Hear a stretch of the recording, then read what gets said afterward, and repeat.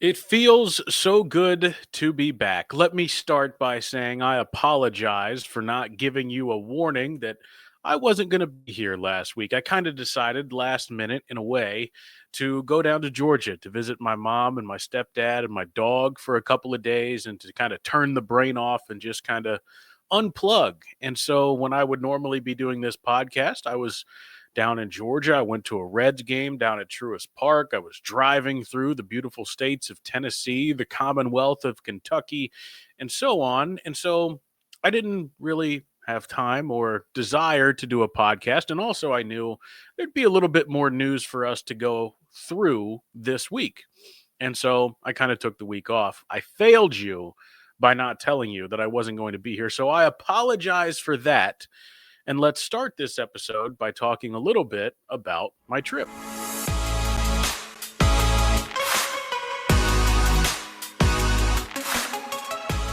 Hi, hello, and welcome in to Ball Don't Lie, episode number 136. My name is Austin Elmore. Thank you so much for being here and for listening. And again, I'm sorry for not telling you about my absence last week. If you know me at all, you know that I have a propensity to be a bit of a deep thinker. I try to really get to the bottom of things, and it's a blessing and it's a curse, and it's part of the messed up part of my brain that doesn't really work all that correctly. That's part of the anxiety. It's all parts of things that we all deal with in different ways, and I'm no stranger to that either. And I spent 14 hours or so, more or less, in a car by myself last week, driving to and from Cincinnati and in Georgia. And I made a couple of stops along the way, stopped in historic places like Jellicoe, Tennessee, Bucky's in Richmond, Kentucky. That was a treat. And various other places, around just to go to the bathroom or stretch my legs or whatever it might be. I was thinking about in the past, I haven't really done one of those trips in a long time, not that much driving. I don't know that I've ever really done one ever, like with that much driving and that much, by myself. And one of the things that I have had a tendency to do in the past while having those long road trips is to kind of just find myself down this wormhole of thinking, this wormhole of thought where I'll think about all these different parts of my life and these different things that are going on. And if you know anything about anxiety and that way of thinking, sometimes your brain will think the worst possible thoughts, and it will always try to present every bad scenario and all the different ways that something could go wrong or a relationship could turn sour or something happens at work that could affect you or whatever it might be. Like it's a cruel part of mental illness. And in the past I've struggled with that a lot. I've struggled with, and I think anyone who's experienced that sort of anxiety will tell you that it can sometimes happen without you even realizing it. And one thing that I've experienced over the course of my life is when I'm alone for long periods of time like that, it will sometimes happen without me even realizing it, without me knowing it. And I'll spiral into all these different thoughts and these different scenarios of all the ways life could go wrong.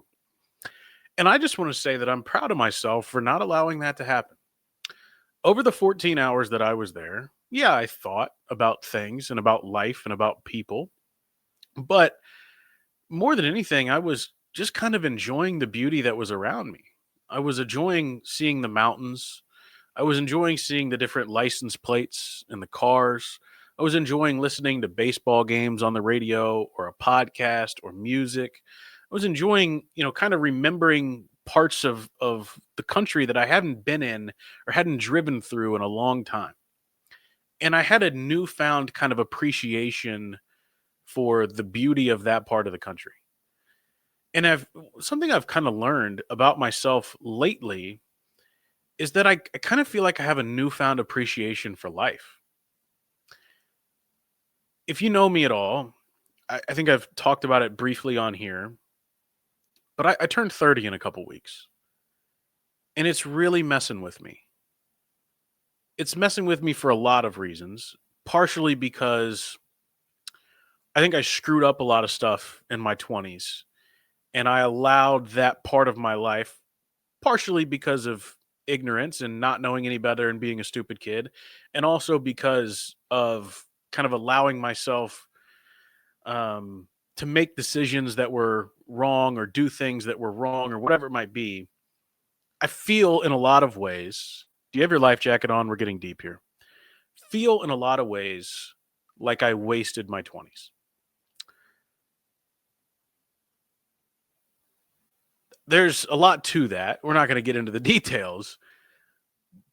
But now going into my 30s, and I always hear people say that your 30s are the best. And there's a myriad of reasons for that. Your 30s are going to be the best. And I remember starting out this year thinking to myself, I really want to have some positive momentum, some good momentum going into my 30s because I want that to be true for me. I want that to be um, that decade to be the best decade of my life, right? I want my 30s to be thriving. And I think so much of the last couple months has been a reflection on the last 10 years of how I've grown, how I've screwed up, how I've excelled, how I've done well, um, how I've treated people, how people have treated me, and so on. And I think driving through that part of the country and just kind of having a newfound appreciation for the beauty was a good thing. And over the last couple of weeks at nighttime, I've been flooded with these memories of times when I was a kid or times when I was younger. I'm put back into these places or with these people or doing these things, whatever it might be, things I haven't thought about in years. Like the cobwebs, corners of my brain, memories that I had forgotten that I even had. And they've kind of just happened unprompted. And the best way I can explain it is it's almost like my life flashing before my eyes. And at times it's been hard to sleep because I haven't been able to stop. And I keep thinking about them. And there's not negative thoughts, it's not frustration. It's just like remembering, holy crap, like there were so many different parts of my life that led to where I'm at right now. And I think with the loss that I've experienced over the last year or so, it's now almost a year since I lost my grandma, and it was weird to have a Mother's Day that just passed with both of my grandmas being gone. And I don't know that I fully understood it when my grandma Mary passed away several years ago now, and then I understood it in an entirely different way when my grandma Sylvia passed away last year. And just like the understanding the mortality of life and turning 30 years old coming up, not to say I'm going to die, but I think something has unlocked over the last couple weeks where it's just like this newfound appreciation for life in and of itself and a goal and an attempt to not let things I can't control or people I can't control or emotions I can't control take away from my life. And also, how are the decisions I'm making that I may not even understand, I may not even realize, how are those impacting my day-to-day life? How are they maybe feeding into those things that it felt like were stealing from me over the last decade? I told you, I hope you had your life jacket on. This is a peek into my mind and the thoughts that have been kind of going around my head for the last couple of weeks. Long story short, I am cautiously optimistic about turning 30, thankful for this view on life that I've kind of had over the last few weeks, and hopeful that I can use that as a good thing in the way that I treat people and my relationships and my work life and my family life. Um, I hope it's like an awakening. I hope it's like a turning of the corner to like realize the day-to-day impact of decisions and the things that I do and the people that I talk to, and also a newfound appreciation for the life and experiences that I've had to this point and how that can help me navigate moving forward. I don't know how long that was. I don't have a running clock at the moment. Somewhere over 5 or 6 minutes. You didn't expect that today. What did you expect? Well, we'll probably talk about the Cincinnati Bengals if you'd like to talk about them. There's some Trey Hendrickson drama. Shocker. I don't want to keep beating the dead horse, so we'll touch on it briefly. But Trey did make a statement, and I have thoughts on that because I'm growing quite tired of Trey Hendrickson. But the big news of the week this week, outside of Trey, is that the NFL schedule is about to be released. And that's exciting for me and exciting for the league because you start to be able to plan trips and figure out where you want to go and what you want to do. And then you kind of segment the schedule into a bunch of different ways and kind of map out for the first time. Now that the roster is basically complete, you know who you're going to play, but you don't know when you're going to play them and where you're going to play or what time you're going to play them and so on. And that all plays a role. When's the bye week and what's the weather going to be like and what cities are you going to be in when the weather is like this? And are you going to go out overseas? Good news is it was announced Tuesday morning. The Bengals are not going to Madrid to play the Miami Dolphins. I was thrilled with that. I know a lot of people wanted to go. Joe Burrow even said he wanted to go to Spain and play the Miami Dolphins. No, thank you.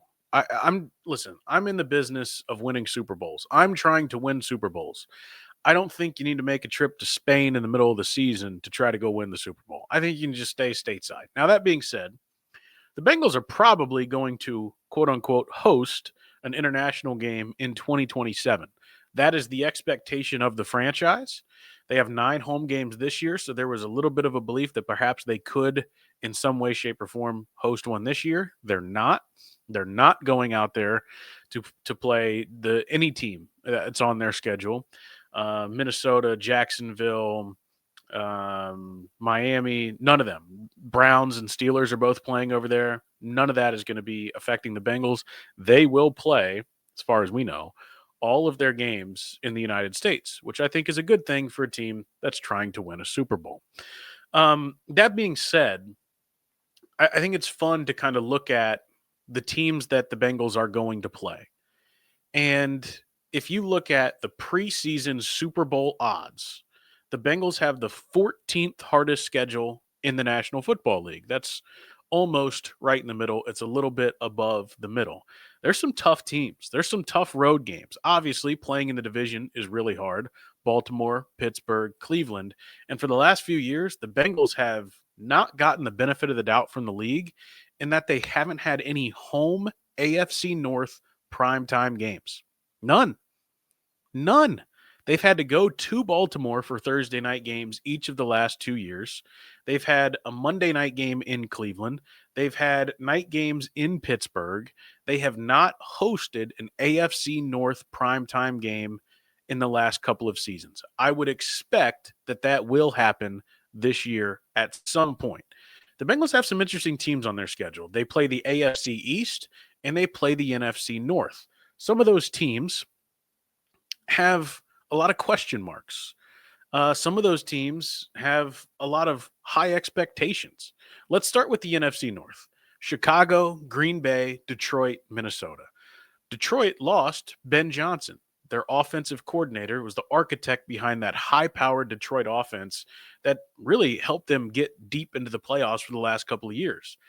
And they lost him to the division rival, Chicago Bears. So the Bears now have this offensive mastermind, many people are calling him, with Caleb Williams, a former number 1 pick, in place as their quarterback. They've revamped their offensive line. They've got some good weapons. They had a solid draft, and their defense is fine. You expect Detroit and Chicago to both be formidable foes, both still be really, really good. Detroit still has almost all of the pieces that they had over the last couple of years that led to those deep runs. The biggest missing piece is their offensive coordinator, Ben Johnson, going to the Chicago Bears, and their defensive coordinator, Aaron Glenn, going to the New York Jets to be the head coach there. The Jets are also on the Bengals schedule. We'll get to them in just a little bit. The other 2 teams, Green Bay is a solid team. I think there's still legitimate question marks about Jordan Love. I think there's legitimate question marks about their offensive firepower and the weapons around Jordan Love. I think they have some solid pieces on defense, but a lot of guys that still need to prove themselves. They're in the midst of a contract dispute with Jair Alexander, who's their best cornerback. He's been banged up, has not been happy with his deal, but it seems like there's been a turning point in which Jair could actually end up back in Green Bay. That would be a big boost for them if he's able to be his old self and be a lockdown corner, especially in that division. That personally, for me, is the game that I'm most excited about because I'm going to go. I'm going to go to Lambeau Field. I'm going to go to Green Bay and watch the Bengals, so long as it's not on a couple of specific dates in which I wouldn't be able to go. I don't know when it's going to be. I'm very nervous about that because I've been saving money and planning on this for over a year now. I think 18, 19 months that I've kind of been, you open up like a Discover credit card and they match everything in the first year. So I put like everything on it and, pay it off every month, whole 9 yards. So I've got like this huge amount of rewards that I've basically just been waiting to use on a trip to Lambeau Field, the mecca of professional football, some might say. Very high up on my bucket list. So I'm hoping I'm actually able to watch the Bengals in Green Bay this year because it'll be a long time before they go back. And that I'm really excited about. The other team in there is Minnesota. Minnesota is going to play 2 international games. They're going to be the first team ever to play back-to-back international games in different countries. They're going to play the Pittsburgh Steelers in Dublin at the end of September, and then in London play the Cleveland Browns. So they're going to be over there for a few weeks. That's going to be an interesting set of games for Minnesota. And what's really interesting is their quarterback situation. So Sam Darnold leaves. He's out the door. And they're basically turning over the keys to J.J. McCarthy. The Vikings had no interest in Aaron Rodgers, which I found to be mildly interesting and in a way puzzling. But they had no interest in Aaron Rodgers, and they're turning over the keys to an unproven J.J. McCarthy. And this is still a really good team, won 14 games a year ago. So how Minnesota adjust to life with J.J. McCarthy, because they're going to be growing pains. I think Kevin O'Connell, the head coach in Minnesota, is the best quarterback coach, offensive mind in the National Football League. So I expect him to get something out of JJ, but I also think JJ McCarthy sucks ass. So I don't know exactly what the future is going to hold for Minnesota. They're going to be interesting. So that division in and of itself, I find fascinating. So I posted on Twitter at Auty Elmore, AUTYELMORE, my mock Bengals schedule. This is just my prediction for the Bengals schedule, just having fun, nothing serious. And I actually have 3 of the 4 NFC North games as primetime games for the Bengals. The first, week 3, at home against the Chicago Bears. A couple of number 1 overall picks, Caleb Williams and Joe Burrow, going at one another. The Bears on primetime have been a good draw in recent years. And the Bengals historically will play an early season Monday night game in which it's kind of against a team you don't expect. Last year it was the Commanders, another top pick, an LSU quarterback, a Heisman Trophy winner, in Jaden Daniels. The year before that, it was the Los Angeles Rams, a Super Bowl rematch. So I think there's always one that you kind of are surprised by primetime early on. I think the Bears in week 3, that's just my prediction. But I think overall, these games are legitimate candidates for primetime games. The other one I had is week 8, the Detroit Lions. That just smells like Sunday night football to me. 2 of the best teams in the NFL over the last several years. Really long-suffering fan bases trying to get over the hump. I think those 2 could be a Sunday night football matchup. I also have them at Minnesota on a Thursday night late in the season. That would be ideal to have to go up there and play indoors in the cold. And not in the cold, I should say. So I think those games are certainly candidates for a primetime slot for the Bengals. The other division the Bengals play, the AFC East. That means Buffalo, Miami, New England, and the Jets. Miami, I feel like they're kind of stuck in neutral until Tua Tagovailoa can be healthy for an entire season. They've had all sorts of drama with Jalen Ramsey and Tyreek Hill, and they've spent a bunch of money, but they haven't gotten a lot out of those guys. I think Miami's just kind of an okay team. I'm glad that the Bengals don't have to play them in Madrid. I hope that they play them later in the season, in December, November, maybe even into the season January-ish, so that they can go down to Florida and play in warm weather late in the year. That would be ideal.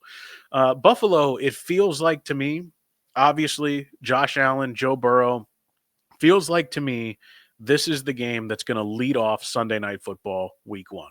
That's just what smells like to me. An AFC divisional rematch. We obviously know about the Damar Hamlin game. They've played a couple of times. They've all been really good games. The Bengals beat them on a Sunday night in Cincinnati the year after Hamlin. So there's just, first of all, Burrow has Allen's number. Buffalo has kind of reloaded and exceeded expectations last year with another tough loss to the Chiefs in the AFC Championship game. And the Bengals were the number one storyline in the offseason this year. T. Higgins, Jamar Chase, Trey Hendrickson still ongoing. They were probably outside of Dallas, because nobody can stop talking about Dallas, and Philadelphia, obviously the reigning Super Bowl champs. The Bengals are probably the most talked about team outside of those two teams. And I think it's a perfect opportunity to start the season at Buffalo, which is a big draw in and of itself. With the Bengals, you're already going to have a huge audience in week 1. I think the Bengals will play the Bills on Sunday Night Football in week 1. I think that makes a lot of sense. The Jets, okay, the Jets. The Jets need to prove to me that they're not the Jets. Justin Fields, now their starting quarterback. Aaron Glenn, their new head coach. I do think the culture will be a lot different, because Aaron Glenn is just a different personality than Robert Saleh. He's a different personality than Jeff Ulbrich, and they've turned that roster over a little bit. What's it going to look like? I have no idea. But I think they're going to be more physical. I think they're going to try to run the ball a lot more. And I think they're going to be a big play action team. Number one, coming from the Ben Johnson type of tree, I think that's what Aaron Glenn is trying to set up. They've invested in their offensive line. They have really good wide receivers. Justin Fields' ability to move. If they can create play action and play solid defense, they've still got good piece on defense. The Jets can be competitive. Are they contenders? I don't think so, but they can be competitive. The Patriots, they're in the midst of a absolute rebuild. I think they're doing pretty well with it. Like, I've liked the names that they've signed in free agency. I like their draft, and I'm a believer in Mike Vrabel. And keep in mind, the Patriots came into Cincinnati last year, week 1, and knocked off the Bengals. And that's kind of ruined both of them. It knocked the Bengals out of the playoffs ultimately, and knocked the Patriots out from having the number 1 pick because they won that game. I think the Bengals be trying to, as the kids say, get their lick back in that game. A couple of the other games that they play on the schedule this year, they do play Jacksonville. That's going to be a home game. I like the odds for the Bengals in that. They also play who else? The Arizona Cardinals will come to Cincinnati for the first time in a while. Looking forward to that one. The Bengals will play at Denver, taking on the Denver Broncos. Feels like they always play the Broncos every year. And after an entertaining game at the end of last season, maybe the most entertaining Bengals game of the year. And that's saying something, because there was a lot of entertaining Bengals games last year. Denver should be interesting. Another year with Bo Nix and with Sean Payton. So here's my mock schedule for the Bengals. I'm going to run through it very quickly. Week 1 at Buffalo, Sunday Night Football. Week 2, home opener, Cleveland Browns, 1 p.m. Week 3, home Monday Night Football, Chicago Bears. Week 4, at the Green Bay Packers, 1 p.m. Week 5, at Baltimore, 1 p.m. Week 6, bye week. Week 7, home against the Pittsburgh Steelers, 1 p.m. Week 8, home Detroit Lions, Sunday Night Football. Week 9, at Miami, 1 p.m. Week 10, at Cleveland, 1 p.m. Week 11, home against the Jets, 1 p.m. Week 12, at the Denver Broncos, Monday Night Football. The Bengals and Broncos always seem to play a primetime game. Week 13, home against the Cardinals, 1 p.m. Week 14, home against the Patriots, 1 p.m. Week 15, at Minnesota, Thursday Night Football. The LSU connection, Chase, Jefferson, Burrow, they're all congregating for a late season Thursday Night Football game. Week 16, home against the Ravens at 4:25 p.m. Week 17, home against the Jags at 1 p.m. And Week 18, at Pittsburgh, TBA. That's just, I don't know if that's how it's going to happen. It's not my ideal schedule. I just kind of threw it up together because I never know what to expect with this thing. So I'm saying that the Bengals will play a schedule, something along those lines. All right, let's get quickly. Let me take a drink of coffee here and then get to Trey Hendrickson. I'm tired of talking about Trey Hendrickson. Oh, before we do that, let me tell you something. I'm going to host a NFL schedule release show from Someone's knocking at my door. Hold on. Sorry about that. Maintenance man was here. We've been waiting on like two parts for our microwave for like the last 4 months, and they finally got it got it taken care of. So thankful to that. As I was saying, I am hosting a Monday night football or a now I'm all thrown off. I am hosting a NFL schedule release show from 9 to midnight on ESPN 1530 on Wednesday night, May the 14th. We'll be breaking down all elements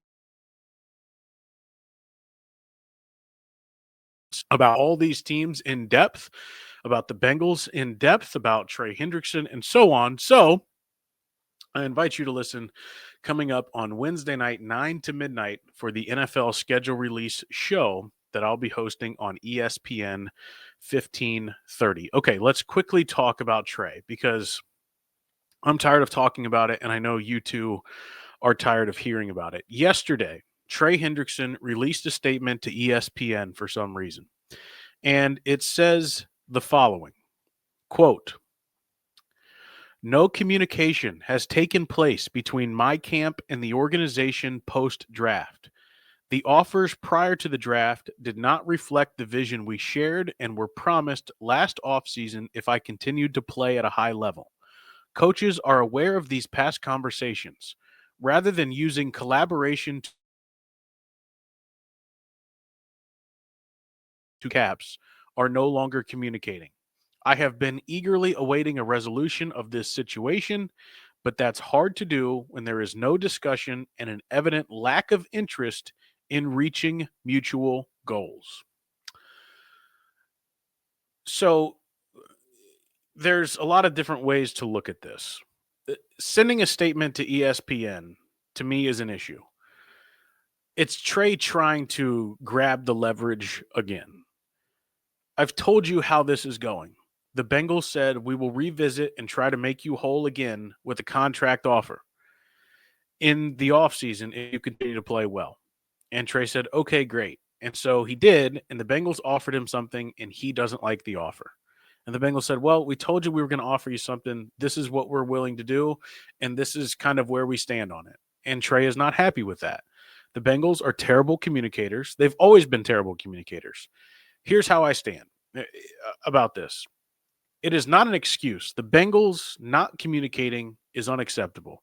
You should always be in communication with one of your best players about a deal. But if your best player, or in this case, Trey Hendrickson, is not budging about something and you're not budging about something, then what really communication is there to be had? Listen, I disagree with the idea that the Bengals cut off communication. I think that that is a bad thing and not a good look for them in any way, shape, or form. Stand by that. However, if you have made an offer to this guy to make him whole for what will be the third time in his career, and he does not want it or it is not good enough for him, and you're not prepared to go beyond that, whatever that number might be, let's say it's $28 million. Let's say it's 27. That would be another significant bump for Trey, 8 to 9 to $10 million. It would be the third time you've given him an extension or a new contract or something to take care of him. It would be the third time. He's older than all the top pass rushers in the NFL. He does not do as much. His production numbers are good when it comes to pressures and sacks, but he doesn't do other things throughout the game. So Trey did this 24 hours before Joe Burrow was supposed to talk to the media. The Bengals have since moved the Joe Burrow press conference back to May 20th. The only person that can have an impact on the organization in this situation is Joe Burrow. Why? Because there's precedent. He did it with Higgins. He did it with Chase. He did it with Gesicki. He's done it several times in the past. He's the guy who moves the needle. Trey knows this. Trey released that statement and had it made public 24 hours prior to when Joe Burrow was supposed to talk to the media. The Bengals have since moved Burrow's press conference back a week. I stand with the Bengals on this. They gave him a free agent contract to make him whole and gave him a chance when nobody else did in free agency. Then, after a year, they gave him a chance to, after 2 years, after 1 year, he wanted a new deal altogether, and the Bengals said, do it again for a year and we'll take care of you. So he did, and they did. He accepted that deal. He knew what it was going to look like 2 years from now. So he performs good again for a year, and he comes back to the table. And the Bengals are like, dude, we just gave you an extension. He's like, yeah, well, I want more money. And they're like, okay, we'll do it again, and we'll give you some more money. And so he does it again, and now he's pissed because that money, the offer that they have given him, does not match Myles Garrett and Max Crosby. And newsflash for Trey Hendrickson, it's not going to match those numbers. They will not pay you that much money, and you don't deserve that much money, period, point blank. If you knew that you were this good and that you were going to be this, impactful as a player, and you thought you were worth that much money, well, then number one, somebody would have given a first round pick for you. They didn't. And number two, you should have never accepted the second extension by the Bengals that put you at your current status. And you accepted, negotiated, and signed that contract, which now means if you don't show up to work, which is, I guess, what you're threatening, then you won't get any of that money at all. I get Trey's trying to play hardball, and business is business. But also, the Bengals have given you 2 contracts and made you hold twice, and now have offered you a third, and now all of a sudden you're playing hardball and it's not good enough for you. That's a you problem. The Bengals have taken care of everything else, and they've even made things easier on you. They are not communicators. They're not good communicators. I get that. That's not an excuse. But either way, I'm tired of the whole Trey Hendrickson situation. All right, that does it for me. Thank you so much for listening. Please pass the podcast along to someone you might know, and leave a rating, subscribe, follow it, whatever it might be. I really appreciate it. If you'd like to listen, you can hear me weekdays from 12 to 3 on ESPN 1530 with Cincy 360. You can also follow me on Twitter at Auty Elmore, AUTYELMORE. Thank you so much for listening to the Ball Don't Lie podcast, and as always, have fun, be safe, go Bucks.